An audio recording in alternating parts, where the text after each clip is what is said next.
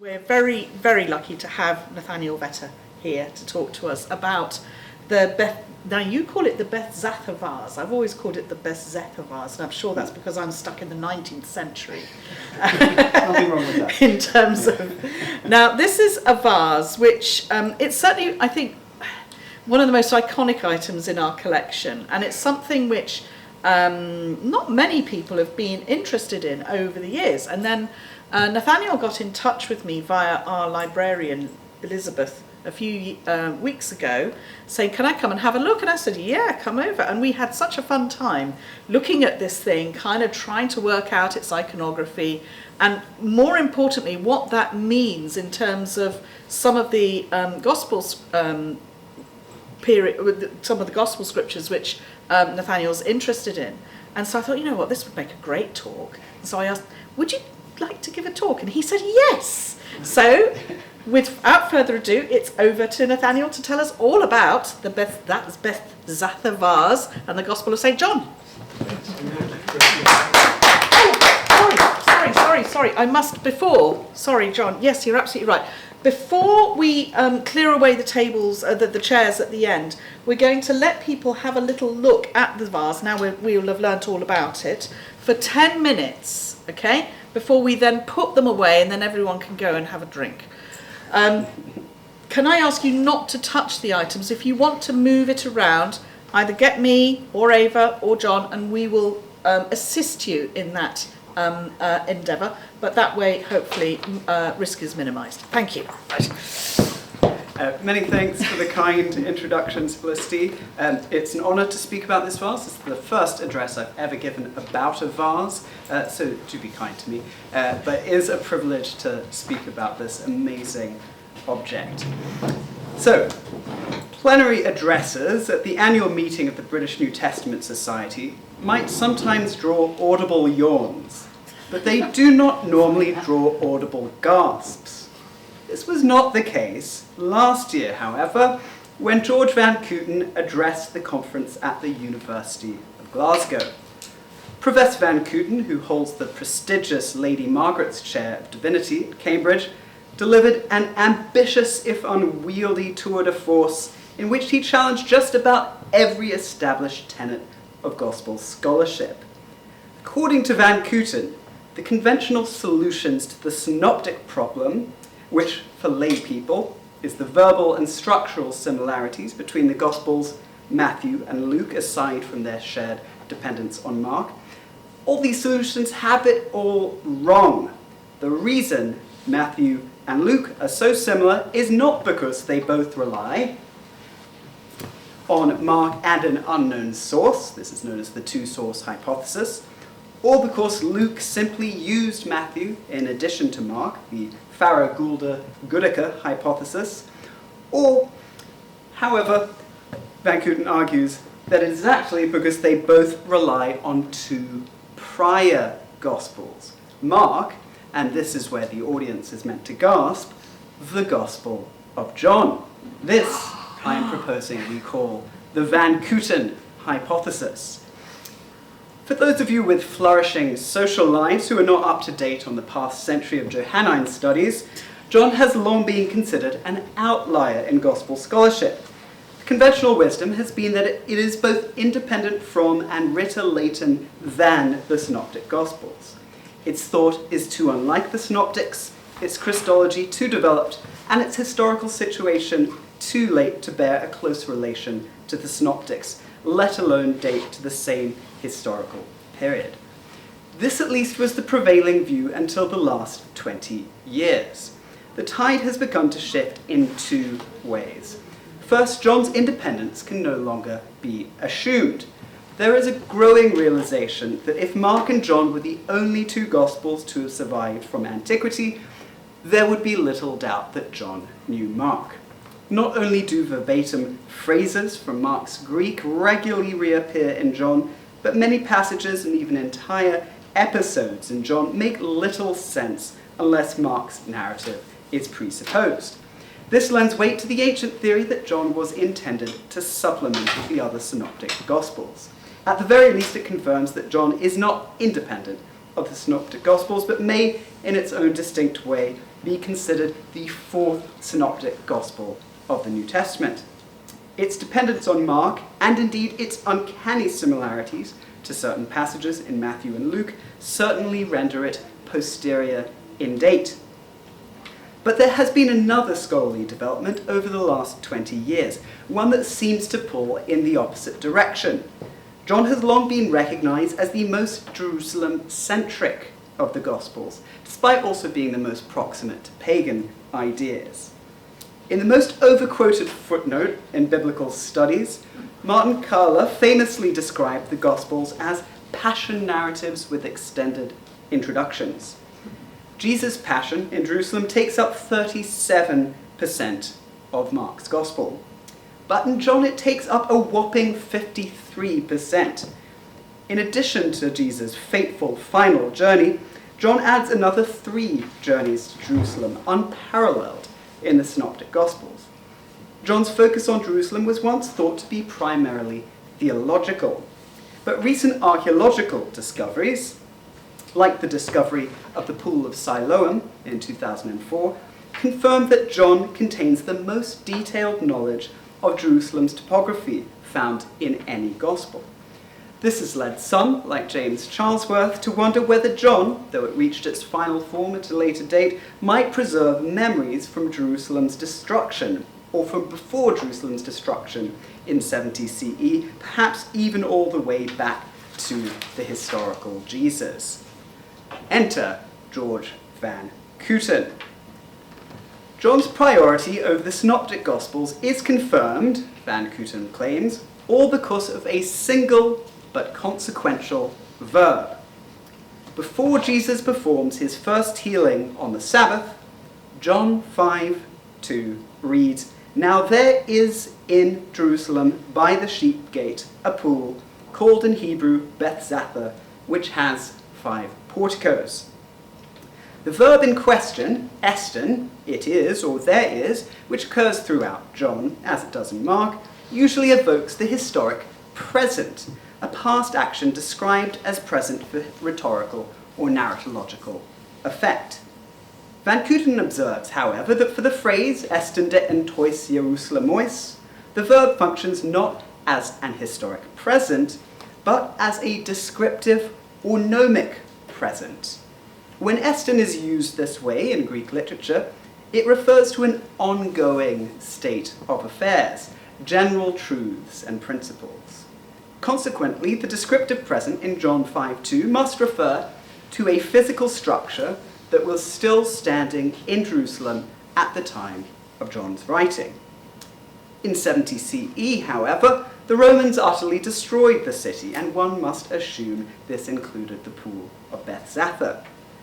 Since it would make no sense for the Gospel to use the descriptive present to refer to the Pool of Beth-Zatha after its destruction, the phrase esten entois Jerusalemois must have been written before Jerusalem was destroyed, probably some years before the height of the war.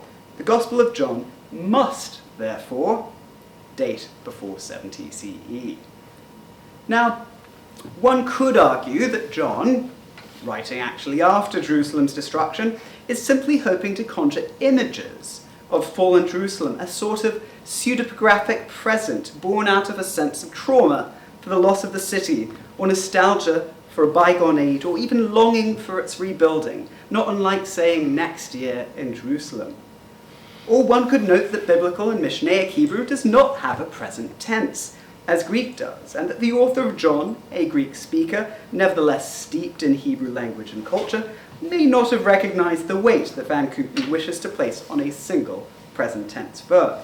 For example, when the Mishnah says, "They come to the court that is at the entrance of the Temple Mount," Mishnah Sanhedrin, we render the Kal imperfect phrase, "Ba'im lazeh she'al," in the English present tense. There was, of course, no entrance to the Temple Mount in the days of Rabbi Judah. Or one could also point out, as Daniel Wallace does, who, like Van Kooten, flirts with this early date for John, that the evangelist is equally capable of using the past tense, the imperfect en, to describe places that were still in existence after 70 CE, like Jacob's Well and the village of Bethany. But today I shall not take issue with Van Couten's insistence that Eston be read as a descriptive present. I must admit that it is difficult to read John 5:2 other than referring to a structure which the author believes one could still visit in Jerusalem at the time of writing. The problem with Van Couten's argument is not grammatical, but archaeological. For the argument to work, it must be impossible to speak of Beth-Zatha in the present tense after 70 CE. It is not. Far from being destroyed in 70 CE, there is compelling evidence that the not one but two pools of Beth-Zatha survived the war and remained a site of some note for centuries to come. So before we return to my friend Professor Van Couten, we must turn to the founding of the Roman colony of Aelia Capitolina in the 2nd century, and to this, the mysterious Beth-Zatha Vase. When the city and its temple were destroyed by Titus and his troops in the summer of 70 CE, Jerusalem did not cease to exist. After they had defeated the last remaining rebel factions at Masada in 73 CE, the fearsome 10th Legion Fretensis garrisoned on the ruins of Jerusalem. The 10th Legion was infamous for playing a leading role in the subjugation of Galilee and the Transjordan under Vespasian, and then the siege of Jerusalem under Titus. Not only had the 10th defeated the Jewish general Josephus at Jotapata and drowned the rebels of Tarichaea in the Sea of Galilee, but they, along with the 5th, 12th, and 15th legions, had overthrown Jerusalem's walls and burned its temple to the ground. And to add insult to injury, they had done all this while marching under the symbol of a pig, a grave offence to Jewish sensibilities. Local coins from 70 CE onwards are countermarked with the initials LXF and prominently feature swine as well as a dolphin and a galley, owing to the legion's association with the god Neptune and naval victories. In the immediate aftermath of the war, the Gospel of Mark was able to satirize the 10th Legion by having Jesus exorcise a demonic legion of pigs and then drown them in the Sea of Galilee. The intended targets of the episode would have been obvious to anyone with knowledge of the region. It was this legion, the pigs, who had burned the temple, that now occupied the site of Jerusalem. While the precise location of the 10th Legion's headquarters in Jerusalem is still unclear, the countless bricks branded with the legion's insignia at the very least attest to some building activity. The 10th Legion was not, however, the only legion to garrison on the ruins of Jerusalem. Around 115 CE, when Trajan was waging war against the Parthians on the eastern frontier of the Roman Empire, a second revolt broke out between Jews and Romans, this time concentrated in the Jewish diaspora, in the regions of Cyrene, Cyprus, and Alexandria. The unrest associated with the messianic leader Lucullus, or Andreas, was short-lived but led to a campaign in Judea under the Roman general Lucius Quietus. For this reason, the war is known to the rabbis as the Kittos War. At some point during the Parthian War, and perhaps during Quietus's campaign, a vexillation of the 3rd Legion Cyrenaica garrisoned with the 10th in Jerusalem. A Latin inscription by the 3rd Legion, dedicated to the Egyptian god Serapis, was found by the Zion Gate and dates to the end of Trajan's reign. It is the first archaeological find attesting to the worship of a Roman deity in Jerusalem that can be reliably dated. It reads, "To Jupiter the best and greatest Serapis, for the salvation and victory of Imperator Nerva Trajanus Caesar Augustus, the best, with the victory titles Germanicus, Dacicus, Parthicus, and of the Roman people, the vexillation of the 3rd Legion Cyrenaica erected this." But Roman legionaries are unlikely to have been the only people dwelling in what was left of Jerusalem. There is scattered evidence of a Jewish presence in Jerusalem after 70 CE. Rabbinic tales of the great sages Rabbi Joshua and Yohanan ben Zakkai walking and conversing amidst the ruins of Jerusalem probably contain more legend than memory. But the statement of Rabbi Joshua in Mishnah that one may offer sacrifices although there is no temple, and although there are no curtains, and although there is no wall, seems to suggest that the Temple Mount continued to be a site of cultic activity after 70. It is well known, however, that the rabbis under Yohanan ben Zakkai moved their activity from Jerusalem to nearby Yavne in the aftermath of the war. But the archaeological record shows that a small local population did, in fact, persist in and around Jerusalem. And this would make good sense, as legionary encampments usually relied on local populations for crops, commerce, and cheap labour. At the same time, Eusebius of Caesarea, presumably relying on the testimony of the ecclesiastical writer Hegesippus, can claim that Christian Jews continued to hold a bishopric in Jerusalem until the 130s CE. Though we should normally not put too much stock in bishop lists, Eusebius's chronology does confirm the statements of other 2nd and 3rd century writers, which attribute the ban on Jews in Jerusalem and the confiscation of their property to the Emperor Hadrian in 135 CE, when the law was enacted as punishment on Judeans for Bar Kokhba's revolt. For there to have been a ban on Jews inhabiting Jerusalem and for their property to be confiscated, there must have been a Jewish landholding population in and around Jerusalem prior to Bar Kokhba's revolt. That is, prior to the 130s CE. So what exactly changed in 130 CE? Hopes were high when Hadrian arrived in the Roman East in 129-130 CE. Coins were minted to celebrate Hadrian's arrival in Judea, and they depict the emperor comforting, as you can see here, the humbled Judeans. Some, it seems, believe that Hadrian, in his magnanimity, was about to restore Jerusalem's temple and the city to its former glory.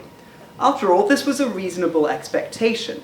It was exceptionally rare for a temple to be destroyed and not rebuilt. The Christian author of the anti-Jewish treatise, the Epistle of Barnabas, who is otherwise no fan of the temple, imagines the prophecy of the temple's rebuilding being fulfilled in his own day. He says, "See, those who have destroyed this temple will themselves build it. This is happening, for because of their war it was destroyed by their enemies, and now the servants of the enemies will themselves rebuild it." Hadrian did, in fact, have plans to build a temple. It was just not the temple that Barnabas and the Judean people were expecting. Precisely when the founding and building of Aelia Capitolina began is not clear. Once thought to have been the consequence of Bar Kokhba's revolt, the founding of Aelia is far more likely to have been the catalyst for the revolt. At some point after Hadrian's visit to the region, coins were minted commemorating the founding of Aelia Capitolina, named after Hadrian's own family and Jupiter Capitolinus, the tutelary deity of Rome, and which showed cattle ploughing the soil, as you can see here. These coins are not depicting, as is commonly thought, the demolition of Old Jerusalem, though much of it would be ploughed over in the decades and centuries to come, but rather the ritual of the Pomerium, a rite which invoked Rome's gods to establish the boundary and thereby mark the founding of a new Roman city. It was this factor, the re-establishment of Jerusalem as a pagan Roman city, replete with a new temple in place of the old Jewish temple, now honouring the Roman tutelary deity, Jupiter Capitolinus, that seems to have incited Judeans to revolt against Rome. While there were no doubt some Judeans who made their peace with the pagan Roman presence in Jerusalem, as Jews had done for the most part happily everywhere else in the Roman Mediterranean, for many Judeans this proved to be a step too far. It was in the furor around Hadrian's transformation of Jerusalem into Aelia that the Judean resistance found its champion, Simon Bar Kokhba. His origins are obscure. The Cave of Letters, discovered at Nahal Heva, a trove of documents written by Bar Kokhba and his associates during the height of the revolt, confirms that his name was in fact Simeon Bar Kosevar. The name by itself reveals little, but to his supporters, like Rabbi Akiva, Simon was identified as Bar Kokhba, the son of the star, the Messiah who had arisen in fulfillment of Balaam's oracle in Numbers 24, that a star shall rise out of Jacob. To other rabbis, however, he was identified as Bar Kosabar, the son of lies, a false messiah whose revolt was always doomed to fail. Unlike the first revolt, where we are lucky enough to have Josephus' first-hand narrative of the war, we possess no such account for Bar Kokhba's war against Hadrian, save for a brief description by the 3rd century Roman historian Cassius Dio, and scant references in rabbinic and Christian writings, which are for the most part prejudiced against Simon. The written records reveal very little about Simon other than his fervent Judean nationalism and his reputation as the Messiah. These two factors appear to have brought him into conflict with other Jews and especially Christians. Legends circulated of dissenting Jews and Christians persecuted for refusing to acknowledge Simon's messianic leadership. However popular he may have been, Simon's guerrilla campaign was unable to withstand the full force of Hadrian's legions, and at the city of Betah, Simon's forces made their fateful last stand.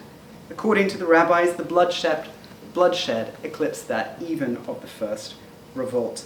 Cassius Dio is more modest, but nevertheless attests to widespread death and devastation among the Judean population. It is only now that sources begin to speak of a ban on Jews in Jerusalem, henceforth the unquestionably Roman city of Aelia Capitolina.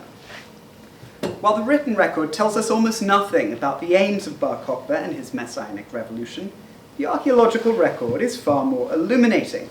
Coins minted during the revolt usually bear its leader's name, Shimon, written in Paleo-Hebrew script on the obverse, accompanied by the sort of symbols one might expect of a messianic movement. Ripe clusters of grapes on the vine, the lulav and the etrog, symbolizing Sukkot, the harvest festival, and trumpets proclaiming victory. The reverse announces the redemption or the freedom of Israel. But of all the Bar Kokhba coins, there is one in particular that appears to reveal Simon's aim. The obverse of this shekel shows the facade of the Jewish temple in Jerusalem, around which, emblazoned in Paleo-Hebrew, is the name, as you can see, Shimon. In the center of the Holy of Holies is a star, either representing the Shekinah, that is the divine presence inhabiting the temple, or a symbol of the Messiah himself, the son of the star. On the reverse it reads, "For the freedom of Jerusalem." This is as close as we come to a definitive statement for the aims of Simon and his revolution. It was for the liberation of Jerusalem from its Roman occupation and the rebuilding of the temple to the Judean God. And this was all to be achieved, as the coins are at pains to say, by one man, Shimon. But Jerusalem's messianic restoration was not to be. Not only was Simon unsuccessful in liberating Jerusalem and rebuilding its temple, but there is little evidence that Simon's forces even came close to recapturing Jerusalem. Whereas the first revolt left traces of fire and destruction in its wake, there are no such archaeological remains contemporaneous with the founding of Aelia. If Simon's forces ever attempted to besiege Aelia, the 10th Legion was apparently able to hold the city without much of a struggle. The same cannot be said for the rest of Judea, where the Judean rebels put up such a fight that Hadrian, in his report to the Senate, infamously declined to sign off with the traditional formula that he and the legions were in good health. Archaeological remains across the country attest that the fighting may have been as ferocious as the sources suggest. But for Aelia Capitolina, the life of the Roman colony continued after the war much as it had done before, except with one major difference. For the first time in almost 6 centuries, Jerusalem was without Jews. So what was life like in Aelia as the city transformed from the Jewish capital to a legionary encampment with a mixed population before emerging as an uncontested Roman colony? Once again, our sources are silent. To piece together the lost history of pagan Jerusalem during this period, we must turn to the most remarkable but relatively unknown find to have been discovered from Aelia Capitolina. That is this big, beautiful vase we have over here, the Beth-Zatha Vase, housed here at the Palestine Exploration Fund.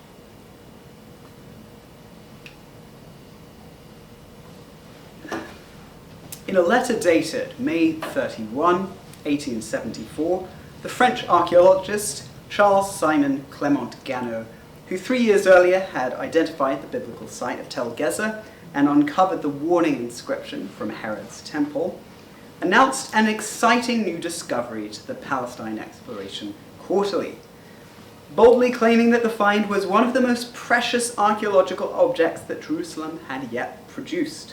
Clement Ganneau optimistically predicted that the interest it will excite among savants will equal the curiosity that it will excite among the public. His optimism did not, however, come to fruition, as neither savants nor the public have been largely made aware of the existence of what Clement Ganneau proposed be called the Beth-Zatha Vase. The vase is remarkable not for its artistry, which, as Clement Ganneau observed, is rather primitive, or for its cultic symbolism, which, as we will see, has many analogues in the early and middle 2nd century, but for the location of its discovery. This crater, busily decorated with motifs of pagan deities, was discovered in the heart of Jerusalem, under the Via Dolorosa, the most complete artifact of its kind to survive from the Roman occupation of Jerusalem after 70 CE, from the legionary encampment turned Roman colony, Aelia Capitolina. Commenting on the site of its discovery, Clement Ganneau had this to say: "May be asked how this vase came to be put into such a place, that is to say, into the underground chamber hewn in the rock of Beth-Zatha and ruined by an earthquake. We can hardly suppose that we found them in their original place, in some sepulchral cave. Rubbish of all sorts among which we found them would rather lead one to suppose that they have been thrown into these caves at some very early period together with filth. There are reasons to think, however, that the vase was produced locally. It was discovered with a crater clearly belonging to the same workshop, which we have over here, though of a markedly higher quality. The style of the fragment is nearly identical to the vase, but may represent a finished product, while the Beth-Zatha vase might represent a prototype. Or perhaps we are dealing with the product of a master next to the product of an apprentice. Or perhaps, and this is more charitable, what we have in the Beth-Zatha vase is an early attempt by an artisan, later perfected in the fragment. That they both belong to the same workshop, however, is certain. And there are reasons to associate this workshop with the 10th Legion. Two other clay fragments, and here I'm dependent on the excellent work of Renata Rosenthal Hegenbottom, who has kindly provided these photographs as well for this lecture.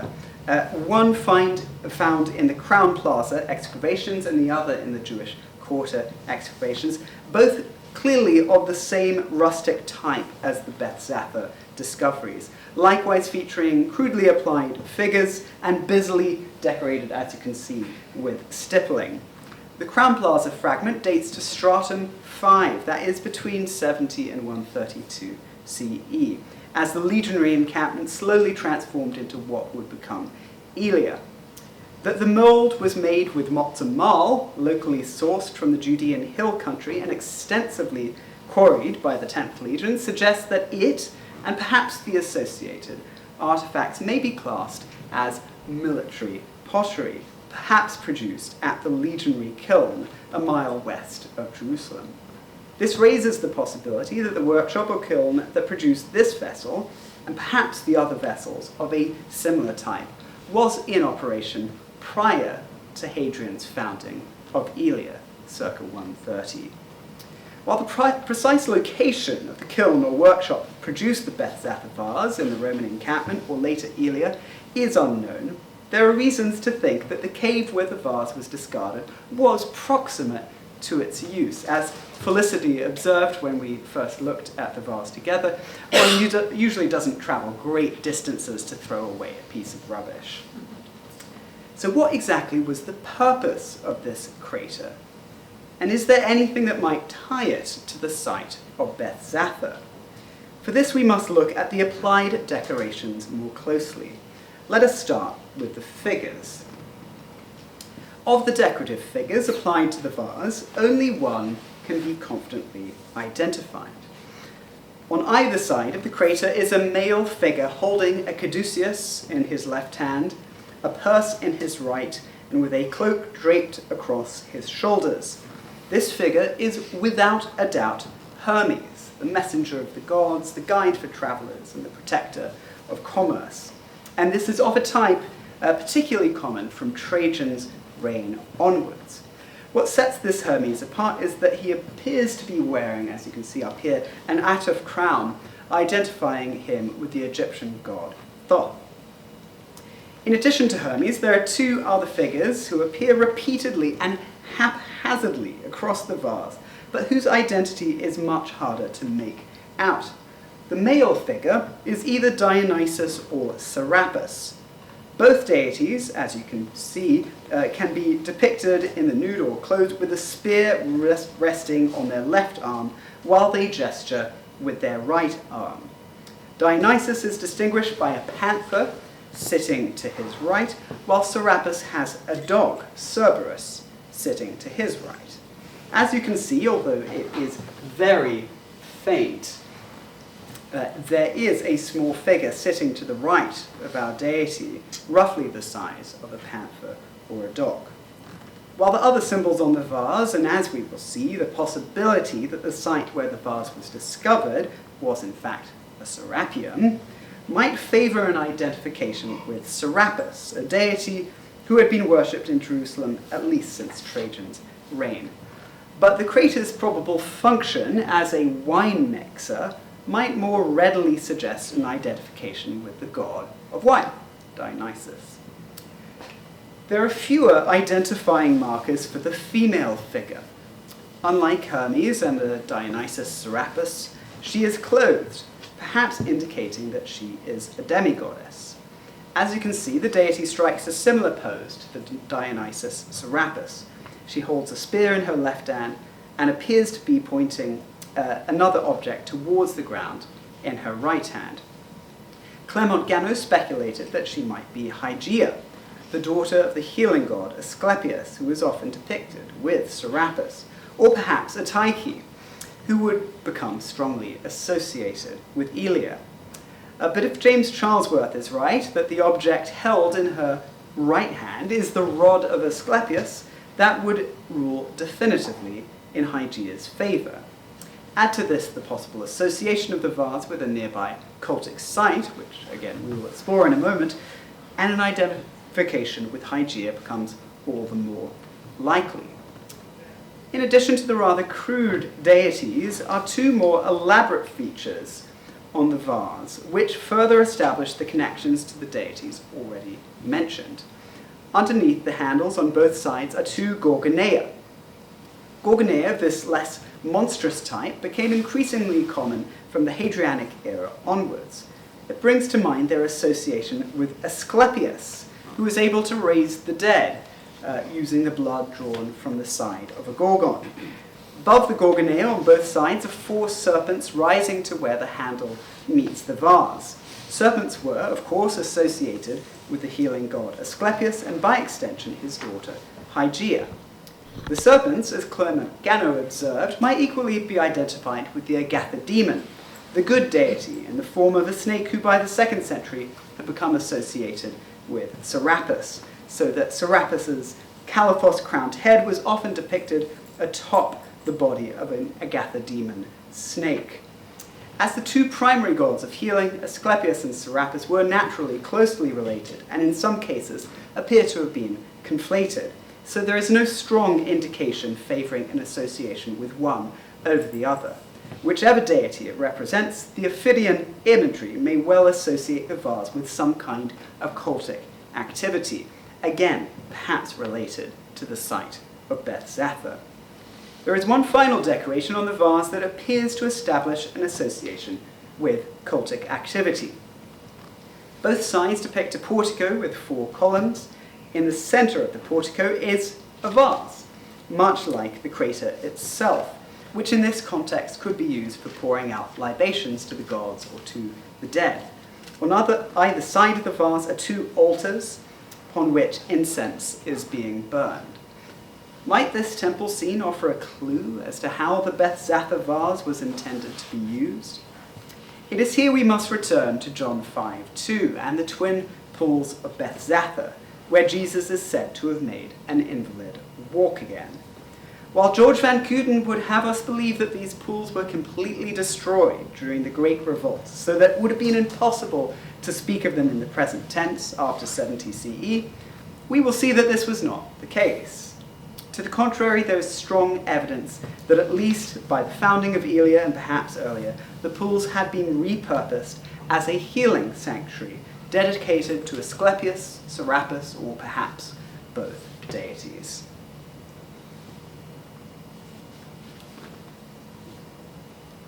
The twin pools of Beth-Zatha were first uncovered in the 1860s during renovations at St. Anne's Church, next to the Via Dolorosa in the Old City of Jerusalem.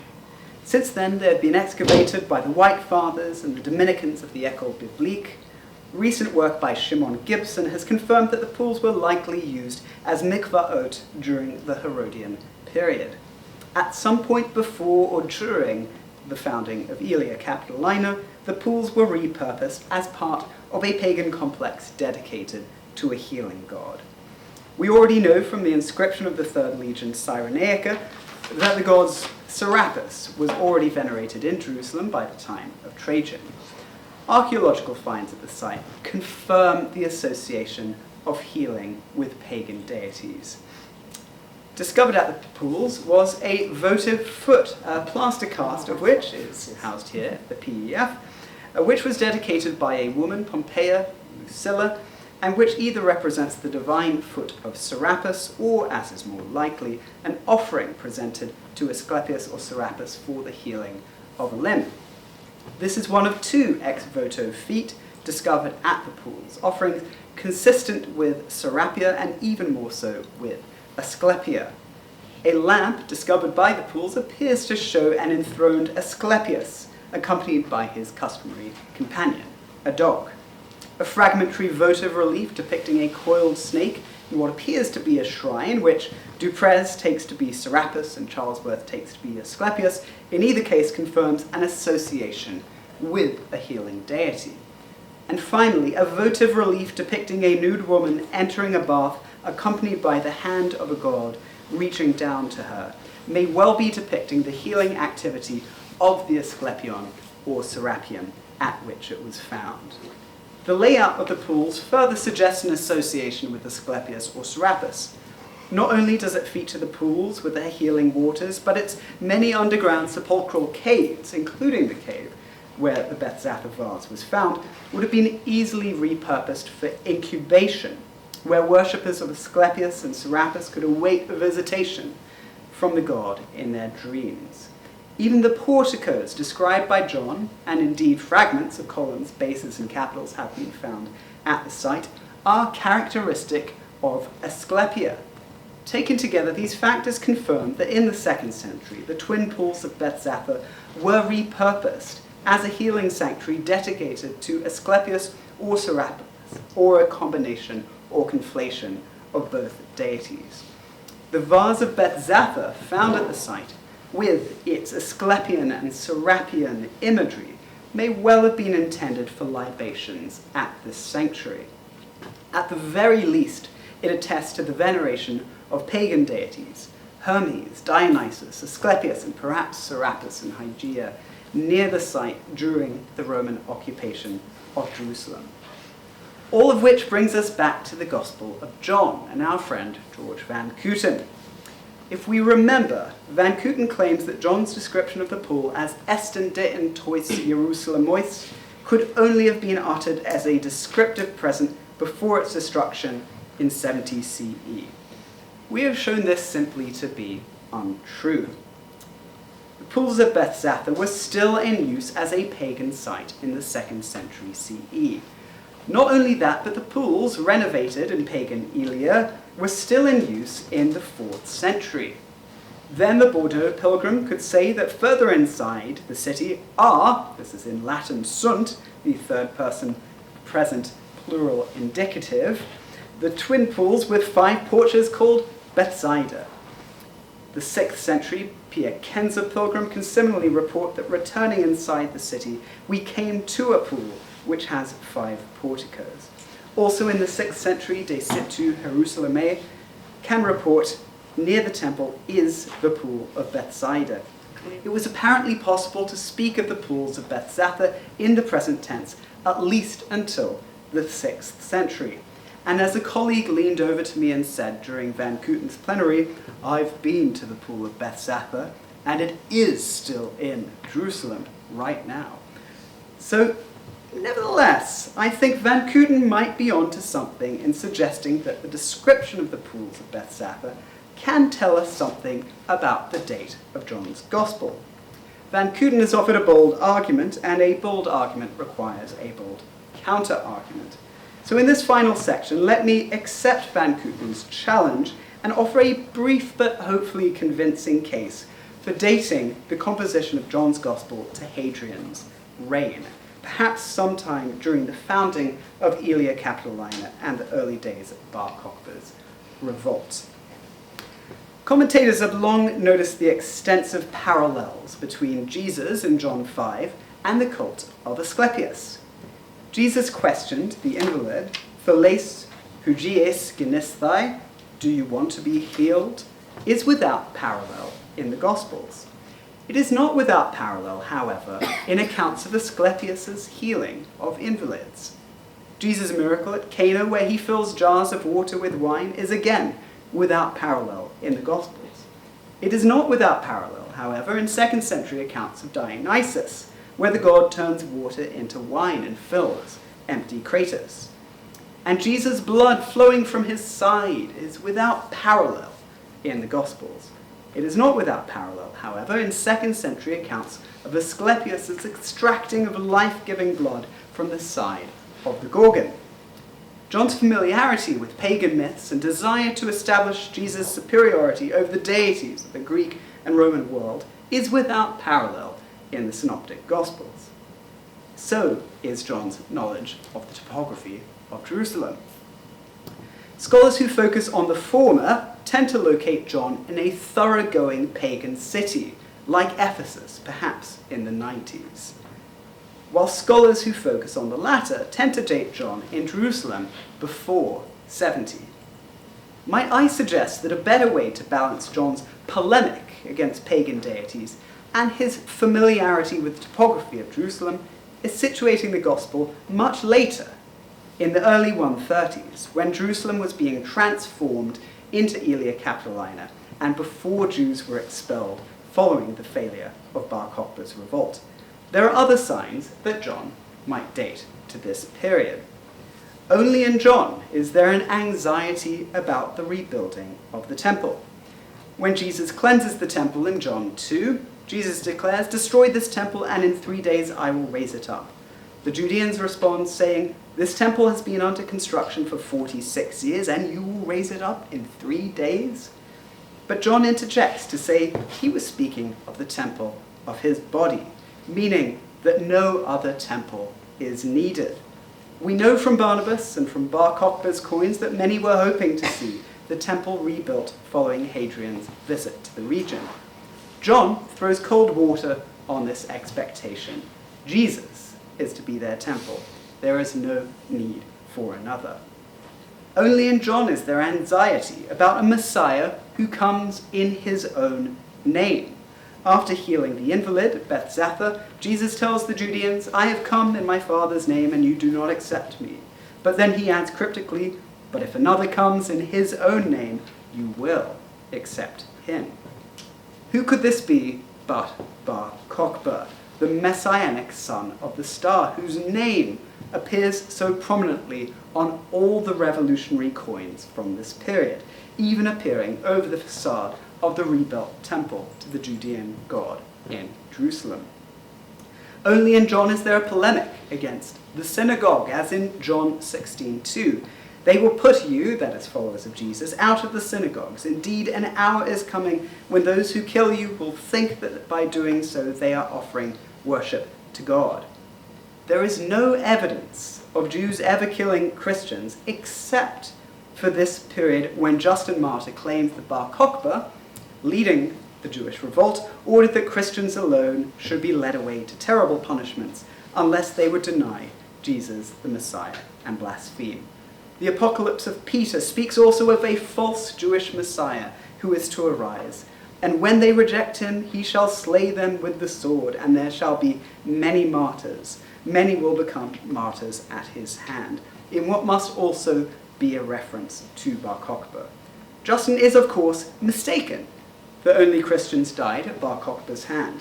According to the rabbis, and indeed even Bar Kokhba's own letters, punishments, even executions, were meted out to dissenting Jews who refused to acknowledge Bar Kokhba's rule. And only in John is there a polemic against hoi Judaioi, the Judeans, or as is often and unfortunately translated, the Jews. Could it be that John was not vilifying the Jewish people as a whole, but rather a resurgent Judean nationalism as the country went after another messianic claimant with promises to restore Israel, rebuild the temple, and recapture Jerusalem? John does not share the aims of the revolutionaries, but he does not reject the restoration of Israel or the rebuilding of the temple. He simply sees Jesus as the one who has gathered the dispersed Israel of God and who now serves as the new temple, through whom the Jewish God can be worshipped in spirit and truth. The distinctive elements of John's Gospel begin to take on a new significance when read in light of the paganization of Jerusalem and the resurgent Judean nationalism of Bar Kokhba's revolt. Could John be responding, on the one hand, to the newfound worship of pagan deities like Asclepius and Dionysus in Jerusalem, as so wonderfully documented on the Beth-Zatha Vase, and on the other hand to the Judean revolutionaries who wished to see Jerusalem recaptured, the temple rebuilt, and Israel restored under the rule of a different Messiah, Simon Bar Kokhba? Scholars naively assume that John's knowledge of and interest in Jerusalem must speak to some pre-70 reality. But Jerusalem did not cease to exist after 70 CE. With the founding of Aelia Capitolina in the early 130s, Jerusalem became the locus of a considerable cultural clash between the pagan sensibilities of Romans and the national hopes of Judeans. The crowded world of gods and pagan shrines depicted on this vase led some to enter the waters Beth-Zatha in the hope of healing from Asclepius or Serapis. For others, it led them to take up arms and follow God's Messiah as he set out to liberate Jerusalem from the Romans and purge it of pagan elements. And for the author of John's Gospel, it led them to tell a new story of his Messiah in Jerusalem, a son of God who was once superior to Dionysus and Asclepius, but also to a rebuilt temple and any Messiah who would come in his own name. Thank you.